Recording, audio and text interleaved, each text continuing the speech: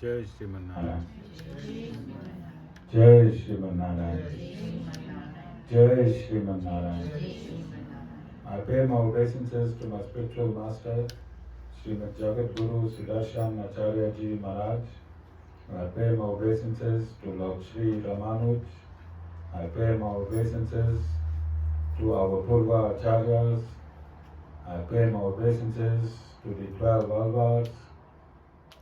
I pay my obeisances to Mother Lakshmi, and I pay my obeisances to Lord Sriman Narayan. I welcome all of you here physically at the Sri Narayan Dham in Durban, South Africa.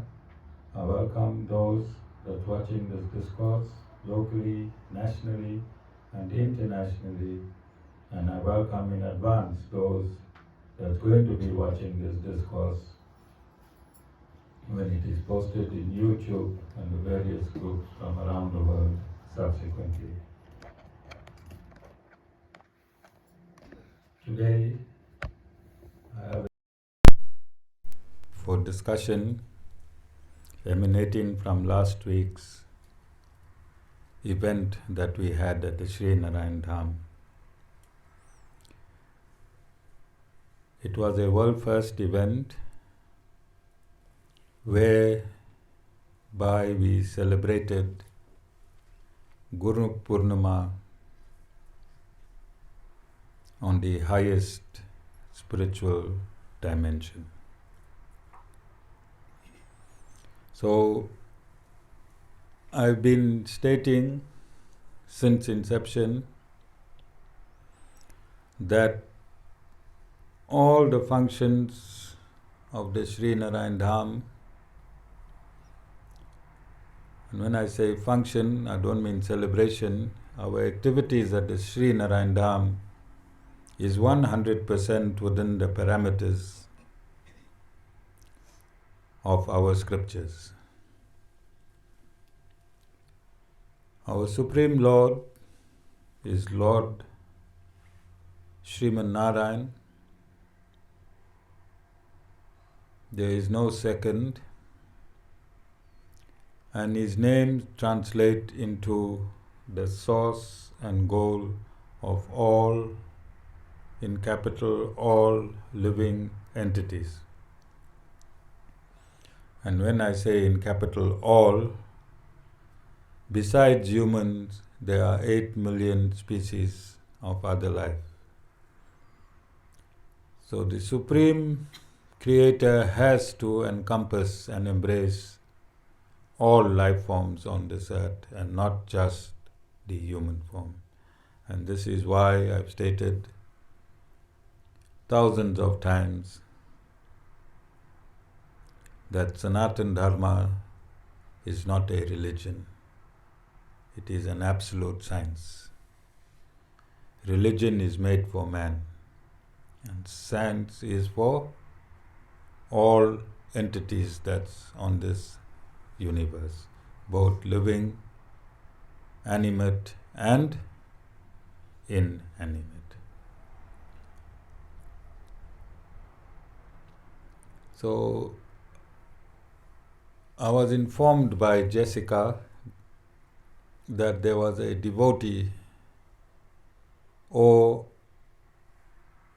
that a comment was made on Facebook in relation to the washing of the feet, which was performed by myself. And she sent me a screenshot of the comment, and it stated, "What stupidity is this?" He or she, Amita? He stated, and he's from Malaysia, and that was in reference to my washing the feet of our guest. And when Jessica and Amita tried to explain, and then I think he wrote or commented, "Idiots." So I asked Jessica not to comment further, and I said I will discourse a counter which will make it more practical than going to and fro, commenting and commenting and commenting. So I want to use this discourse, and as I stated, that since inception we have been within the parameters of scriptures. We will never leave the parameters of scriptures, and whatever we do, if you don't understand, then you need to humbly ask. You need to humbly ask. Wherever you are in this world, if you do not understand what this ashram is about or what we are doing, then you must humbly ask. And in this, it doesn't matter who you are, when you see a pastor, a Maulana, a Guru, blacks, whites, Indians, in a positive environment,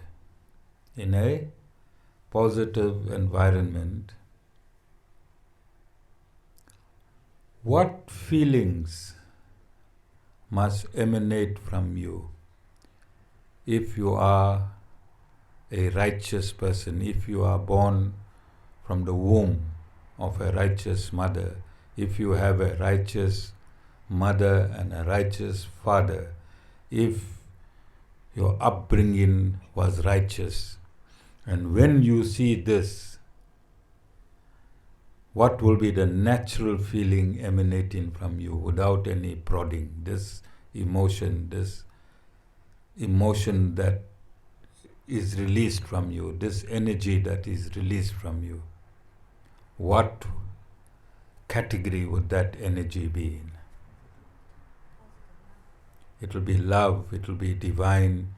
You'll get a feeling of, wow, how great this is.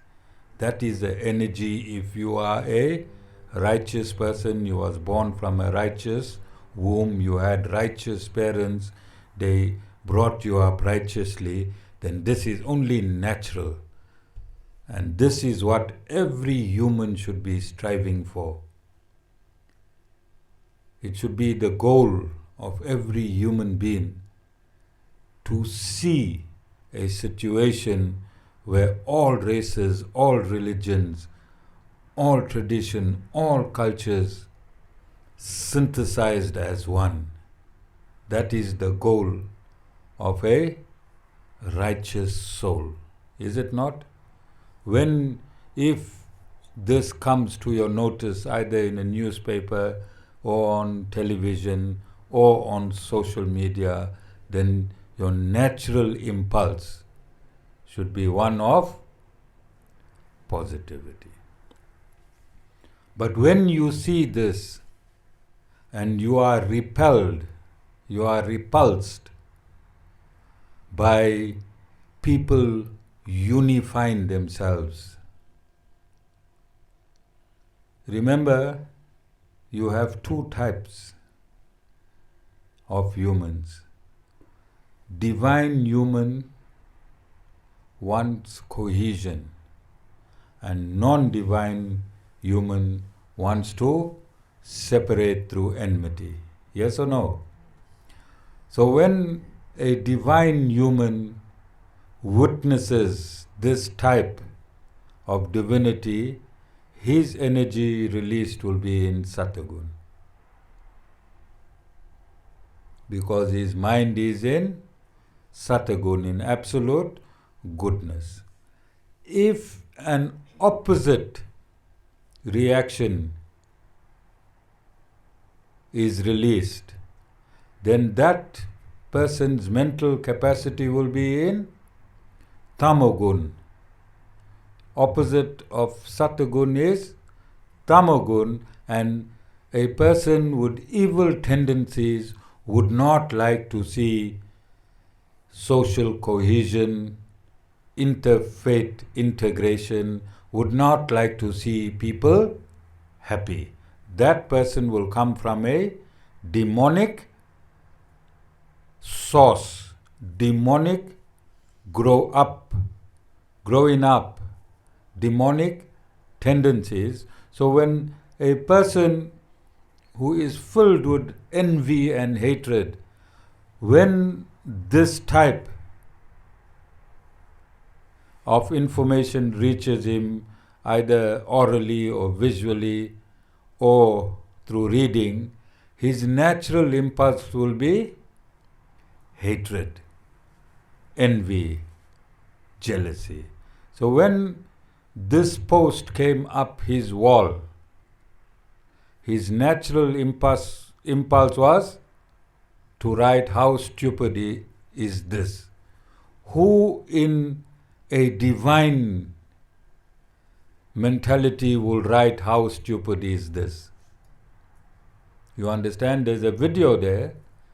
And besides the video, if he did not understand the video, then Hemita went at lengths to just give the background in writing. And after that he wrote idiots. Alright, so only a person in tamogun, a person of demonic qualities, won't accept scriptural injunctions, because whatever I did is scriptural, and whatever Hemita responded to was scriptural, and only a demonic person would not subscribe to scriptures. So to qualify that, because this discourse will be linked to his comment, we will go into the scriptures itself, and the Bhagavad Gita is one of the authorized scriptures within which the Sri Narayan Dham exists. Chapter 16, verse 4. Pomposity, arrogance, self-conceit, wrath, rudeness and ignorance, these, O Arjuna, belong to him who is born to a demoniac destiny. So, Guru is not saying this. Who is saying this? The creator of all living entities, including this person that made this comment. So the Bhagavad Gita is very clear. Ignorance and rudeness. Firstly, just normal behavior. Millions of things will come up on your Facebook wall. You just scroll past it. If you do not like it, you do not have to dislike it. You just scroll past. If it irks your interest, then you make a contribution on the comment which must have a positive result at the end. If your contribution cannot have a positive result at the end, do not make a comment. We did not tag this person. We did not bring him into our arena. We did not bring him into our association. I did not send a friend request to him, make him a friend, and bring him to us. And one of the things I stated clearly last week at the event, do not housebreak into other people's scriptures. Do not housebreak into other people's scriptures. Similarly, do not housebreak into other people's domain that you do not understand. Do not housebreak into other people's domain that you do not understand. You have a channel. That channel is there. Facebook has a segment called comments. Then Facebook also has another segment where you can inbox through messenger. If you did not understand why the Guru was washing black people's feet, colored people's feet, Indian people's feet, Muslims' feet, Christians' feet, Hindus' feet, if you did not understand this concept, then come through messenger and find out, please explain to me under which Vedic injunction you had the authority to wash the feet of different religious people and different races, as I have not found this injunction yet. Then it means you are born from a righteous womb and your destiny is going to be righteous. But if you did not elicit this information, then it means you are attacking righteousness. You are attacking righteousness. It means you do not want the world to come together. And our very, very, very first scripture is the Rig Veda. And in the Rig Veda, it is clearly stated that the world is one diverse family. That is a Vedic injunction. One of the Vedic injunction I used when I washed the feet of my guest. One of the Vedic injunctions. It is plain and simple. Unless somebody's mind is zoned through alcohol or drugs, this information is very, very simple. If it is stated in our very first scripture that the world is one diverse family, and if you saw the Guru performing washing the feet, then the Guru was washing the feet of his very own family. Guru was washing the feet of his very own family. And washing the feet of a family member or a visitor was performed by Lord Sri Krishna himself. The Lord himself, Lord Sri Krishna, washed the feet of his best friend Sudama and also thousands of Brahmins. Not only Brahmins, thousands of people, Lord Sri Krishna had their feet washed. So the job of a guru is not to invent anything. The guru is not an inventor or a creator, but a follower. Guru is a follower, and all the guru did on Sunday was to follow in the footsteps of the Supreme Personality of Godhead, Lord Sriman Narayan, in his incarnation as Lord Krishna, and the Guru took the example straight from the scripture itself. This scripture is the Mahabharat. So I gave you an injunction from the Bhagavad Gita to show you who this man is. Then I gave you an example from the Mahabharat and showed you that the Supreme Lord, the Creator himself, washed the feet of his friend and his devotee, and the instruction is that you must wash the feet of travelers. Those years, you weren't coming in the aeroplane, helicopters, cars. You were walking long distances to visit people. And when you reach the home of a particular place, then your feet was sore from traveling, and it is only natural to soothe the feet of a guest that has traveled from afar. That is the scientific reason behind washing of the feet. Since then it became a tradition.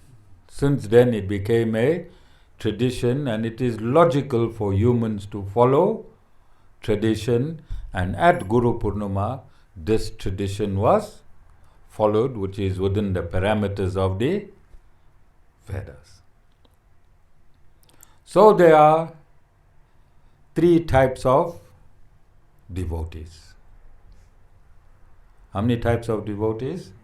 Three types of devotees. And again, I want to take an extract from the Vedas itself. The six Puranas are authorized as Vedic injunctions. Number one is the Vishnu Purana, and the second Purana authorized as Vedic injunctions is the Srimad Bhagavatam.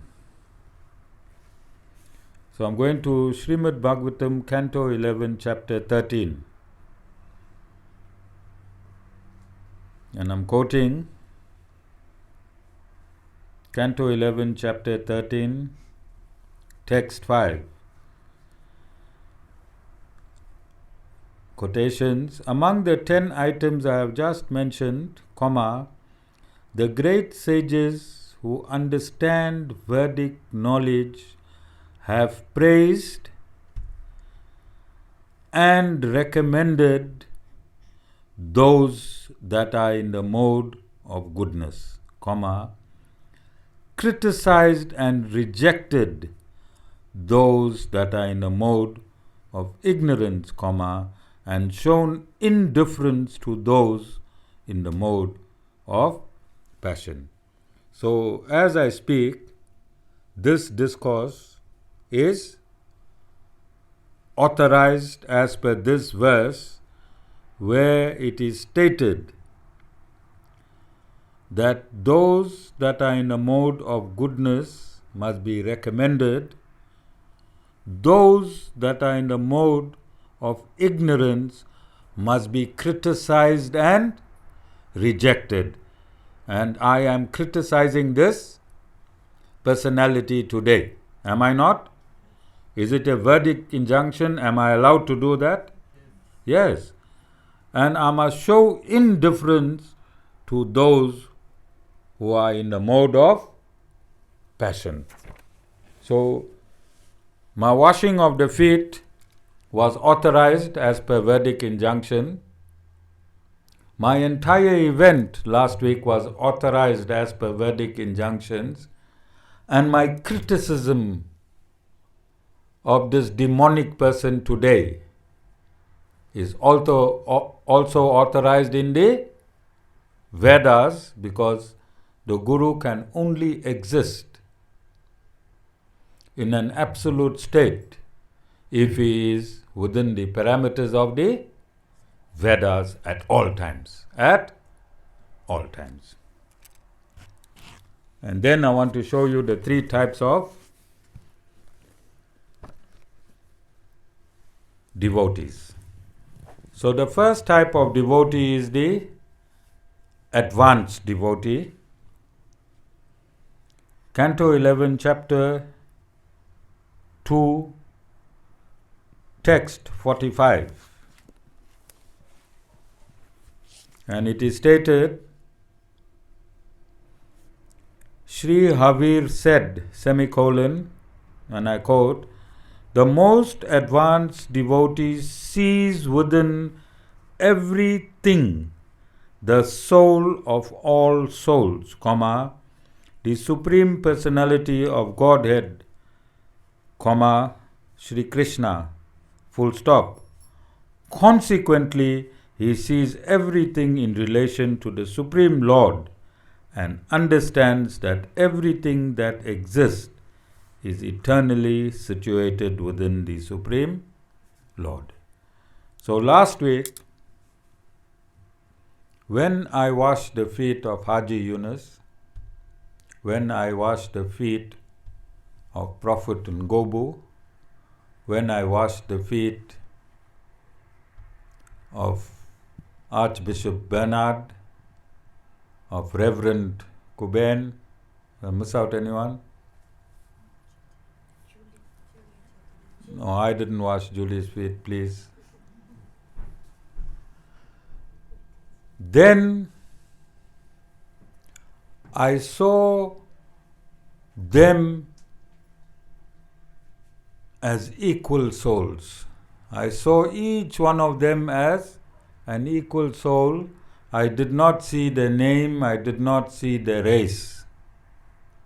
I did not see their color. I saw them as equal souls.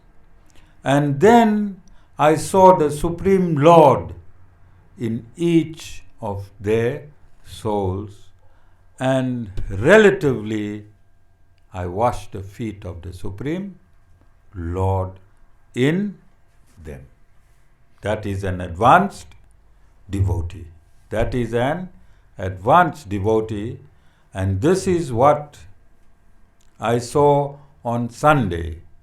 And this is why the Sri Narayan Dham is aggressively pursuing interfaith, multicultural, multi-ethnic programs, because an advanced devotee of the God do not see this separation. All he see is one mass of identical souls. Okay? Again, we are endorsing that our program last week is as per Vedic injunctions.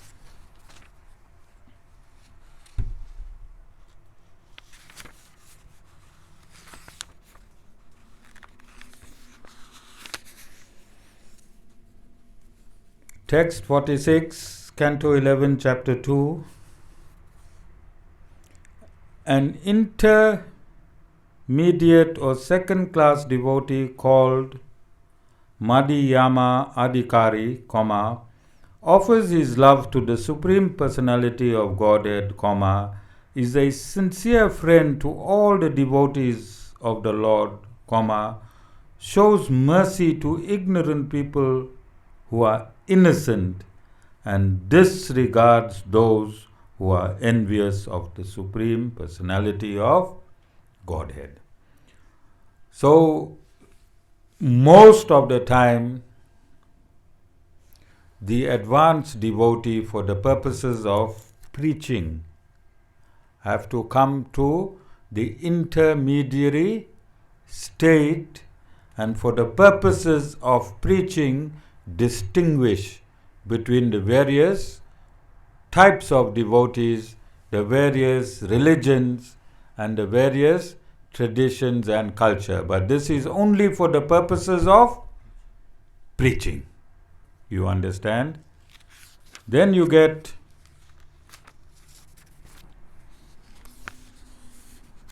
the third type.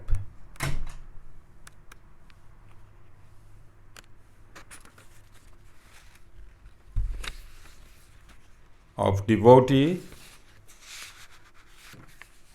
or the third class of devotee,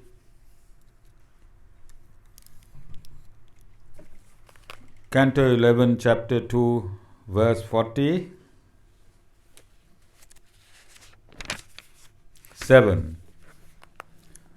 A devotee who faithfully engages in the worship of the deity in the temple, but does not behave properly towards other devotees or people in general, is called the Praktra Bhakta, a materialistic devotee, and is considered to be in the lowest of position.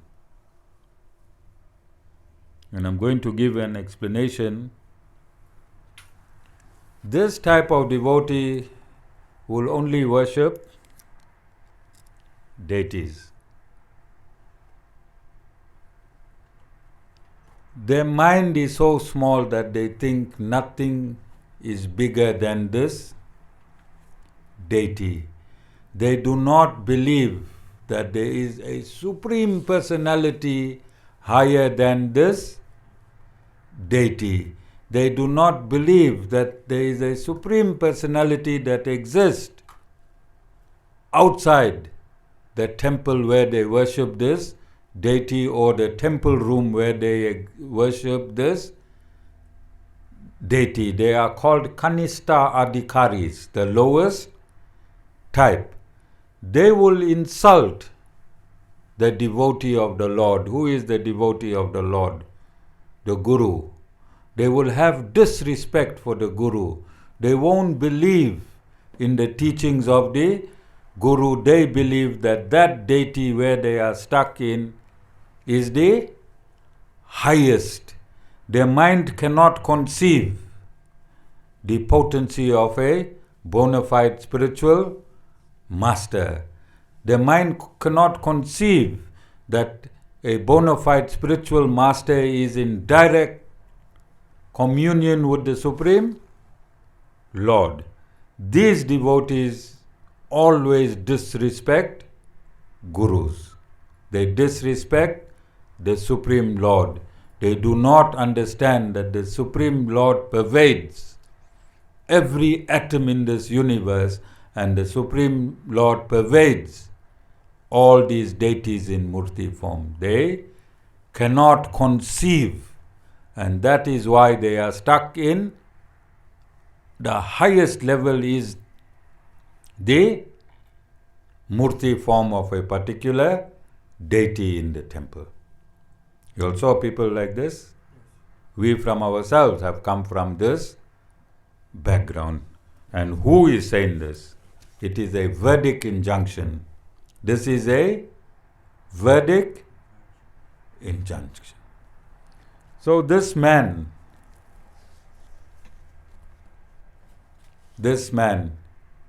who said, "What stupidity is this?" And after Hemita explained to him the background, he said, "Idiots." So this verse shows exactly who this man is. He is a Kanista Adhikari. He cannot fathom further than that small mode of worship, which is insignificant. Deity temple worship is insignificant if you compare it to the Supreme Lord. It is absolutely nothing. It has no value, because that deity itself is pervaded by the Supreme Lord. That deity itself is pervaded by the Supreme Lord. And it is this type of devotees, these Kanista Adhikaris, that cause problems in ashrams, in temples. They get upset when the Guru straightens them. They get upset when the Guru shows them that they are ignorant. They get upset when the Guru shows them that they are on the wrong path. And it is this type of devotees that cause nonsense in committees, in temples, and you'll find these devotees do not last in one place for a long time. When they finish make the nonsense in this temple, they'll get kicked out or booted out, then they'll go to another temple, then they'll get booted out there, they'll go to another temple, then they'll go. This is also in the church and the mosque as well. You'll see people frequenting this mosque, and then they try to rule. They want to put things right. They become God through their ignorance. So in Sanatan Dharma, there's an answer for every fool that is on this earth. Every fool that's on this earth is in the Vedas. The Supreme Lord did not miss out any fool. The Supreme Lord did not miss out any category of fool. Whichever category of fool you are in, this man is in Malaysia. This man is in Malaysia, Amita, but the Vedas already have a prescription for him. The Vedas already have a prescription for him. What's his name, Amita? Cashneya. Yeah, so here's a message for Cashneya. Before he tackle any spiritual entity in the world and make himself a fool like he is making himself today, he need to go find a bona fide spiritual master. Go surrender to your spiritual master. Your spiritual master will transmit righteousness into you, and when you are in the righteous domain, then you won't get entrapped like how you entrapped yourself today, because the Guru had to, through your ignorance, teach billions of other ignorant people in the world today that if you claim to be a Hindu and if you are not in these books, then you cannot be a Hindu. If you claim to be a Hindu and you are not Cashneya, J-E-Y-S. Yeah, Mr. Cashneya cannot be a Hindu, although he is carrying a Hindu surname, because he is not within the parameters of the Vedas. He is not within the parameters of the Vedas. You can only call yourself a Sanatan Dharmie if you live in Sanatan Dharma. You can only call yourself a Sanatan Dharmie if you live in Sanatan Dharma. And Sanatan Dharma means Bhagavad Gita, Ramayana, Mahabharat, 6 Satagun Puranas,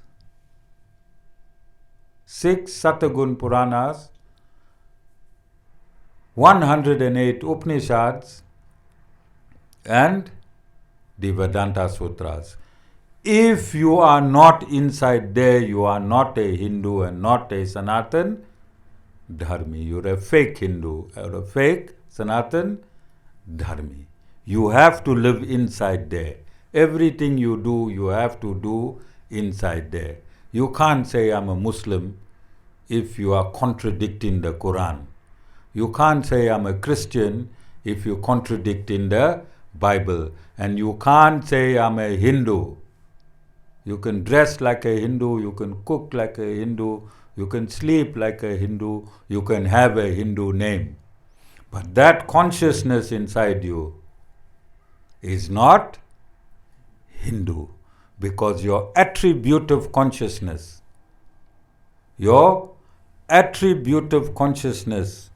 is Scripture.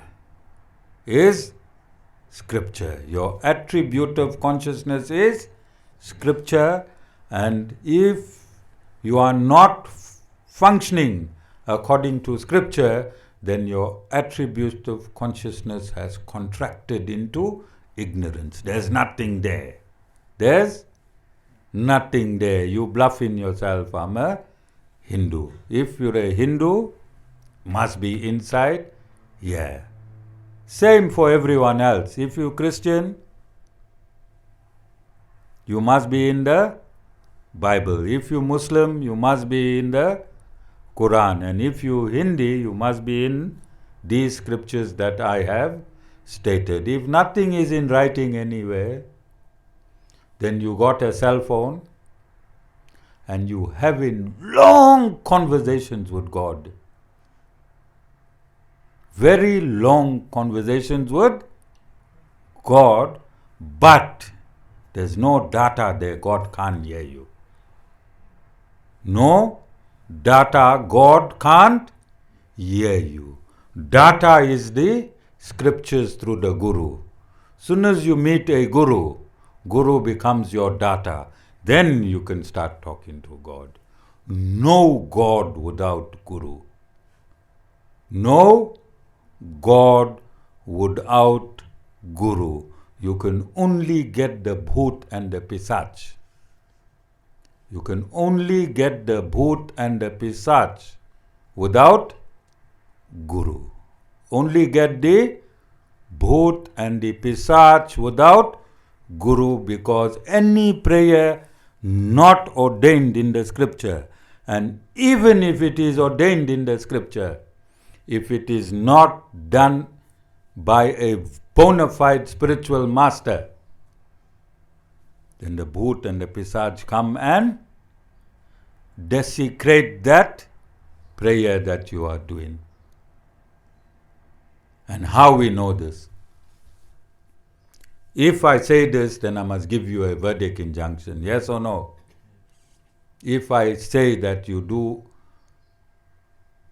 worship without scripture, or even if you worship through scripture, if you don't do it through God, then the bhoot and the pisach will settle in. So you all heard of the story of Vishwamitra. What did Vishwamitra do?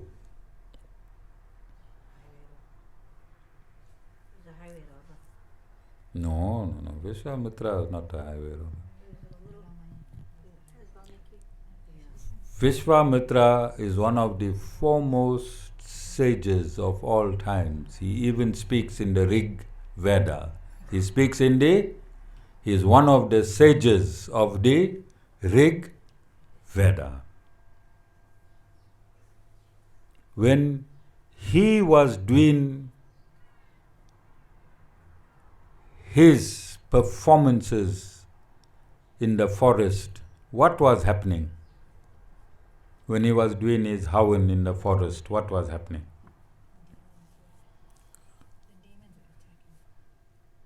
He is a foremost sage. He is not an ordinary Sanatan Dharmie like you and I. He is a foremost sage.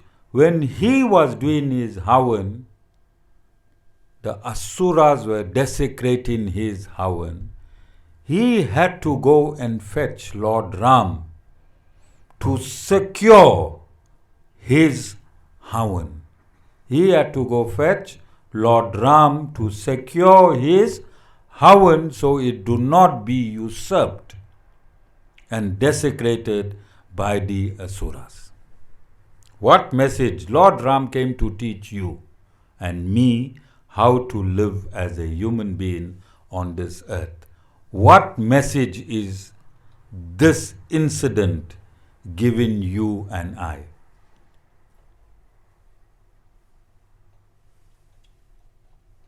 That in every worship the Lord must be present so that He can secure that the demons don't take the fruits of your sacrifices.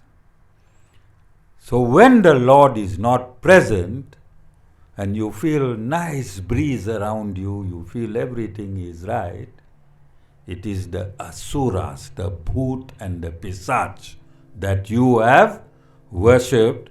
And bhoot and pisach, they do not like family harmony. They break families. And who is not properly surrendered to a bona fide guru, because it is a Vedic injunction that without a guru you cannot be associated with God. When you worshipping in the sideline, Mickey Mouse worshipping here and there and there and there, you worshipping the asuras, you worshipping the devils, the demonic forces, and these demonic forces break you, break your family, break your business, and make you live a miserable life. And all the time, who you think you worshipping? Deities in the temple. Do you understand? Go and look at all these temple deity worshippers. You do a research. Look at all these people who run from temple to temple to temple. Do a research yourself. From 1,000, come and show me how many was successful. Then, do a research on those that are following gurus. And from 1,000, but those must be fully surrendered. Not Mickey Mouse surrender, fully surrendered. Then you come back and tell me from 1,000 how many is successful. This practical test can be done by you yourself. Okay? So I'm sure Mataji is happy today. I gave a Sanatan Dharmie discourse because she said I'm going to another level. I only discourse oneness. She said when I was discussing Sanatan Dharma, she had a book and she used to write. She used to write my discourses and go and learn it in the room. But now I'm gone at another dimension, oneness, and she has stopped writing for a few years now. All right? So this discourse is coming back home. And remember, if you do not have the grace of a guru, if you are in Sanatan Dharma, then whatever you receive from this cosmic order will be zero. Will be zero. I'm not threatening you, I'm not frightening you, but that is the absolute truth. I didn't make it, I'm just here for this point in time. I'll be gone any time I can be gone. Another guru will come and tell you the exact same thing, because the Vedas is cast in stone. The Vedas is the essence of the Lord. The Lord didn't write it himself. Not even the Lord wrote the Vedas because it's his essence. When you write something, it becomes finite. When you write something, it becomes finite. The day you started, the day you stopped, that's where it exists. But if you didn't write it and it exists all the time, it is infinite and eternal. So the Vedas is the breath of the Supreme Lord, not the writing by the Supreme Lord. And the Guru lives in the breath of the Supreme Lord. And as the Lord breathes, the Guru inhales, and now the Guru is giving it out. And we had our own experiment here in this ashram itself. You would have noticed last year, when as soon as I should start my discourse, Shravan used to leave the ashram. How many of you go into the room? You all saw that? Because he thought that sitting in the ashram listening to the bhajans is enough. And he can hear me on that end. But you'll also notice that for about 8 or 9 months now, he sits in the discourse, because I take in the breath of the Lord. This knowledge is the breath of the Lord. And when I'm speaking the breath of the Lord. And when your ears are hearing me, you drink in the breath of the Lord. And when you drink the breath of the Lord, what happened to the consciousness inside you? It will have the strength of the Lord. And look at Shravan.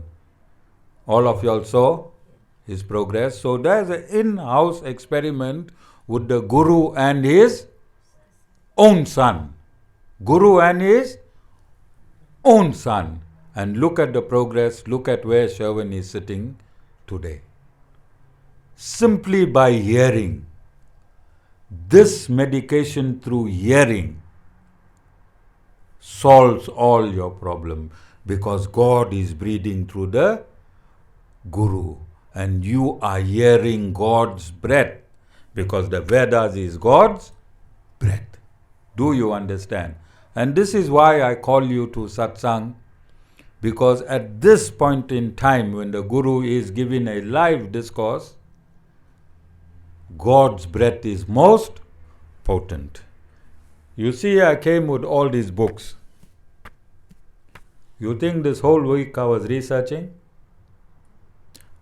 These injunctions only came to me this morning, just before walking in.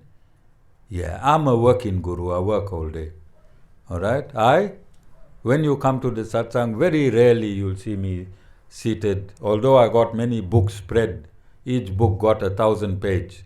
For me to find this is not easy.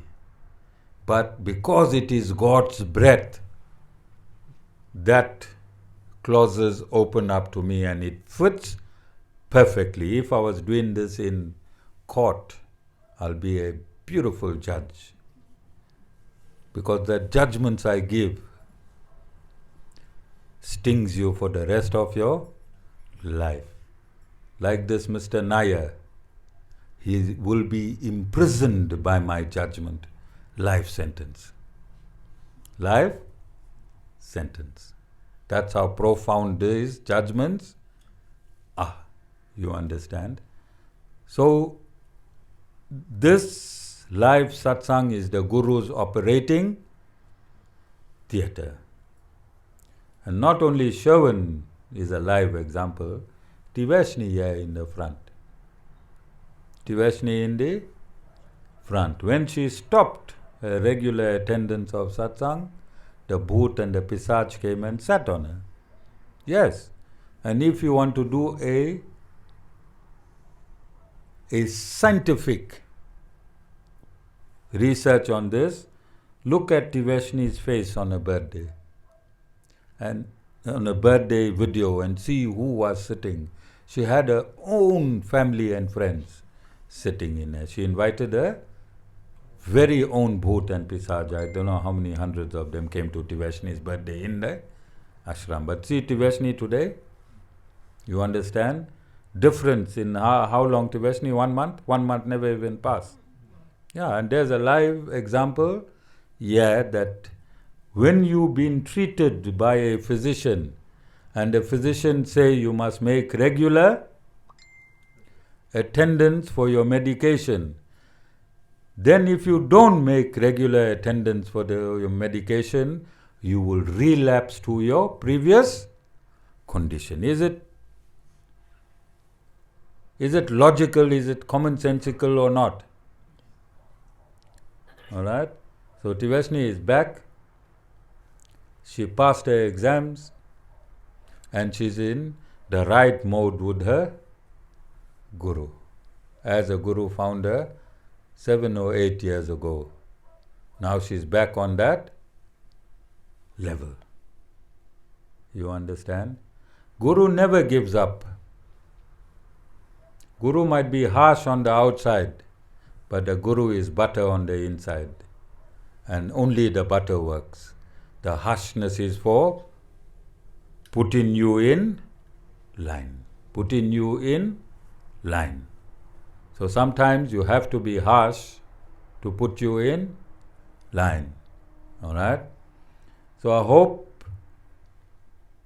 that you take something out of this discourse. This Sri Narayan Dham exists